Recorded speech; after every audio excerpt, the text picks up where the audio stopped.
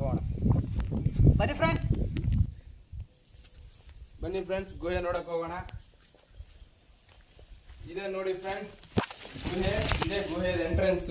ಇಲ್ಲಿಂದ ಸುಮಾರು 100 ರಿಂದ 150 ಮೀಟರ್ ಒಳಗಡೆ ಇದೆ ಗುಹೆ.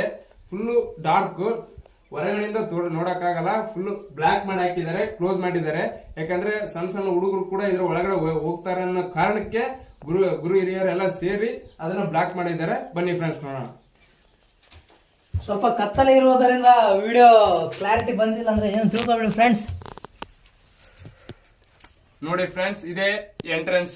ಇಲ್ಲಿಂದ ಸುಮಾರು 100 ರಿಂದ 150 ಮೀಟರ್ ಒಳಗಡೆ ಇದೆ.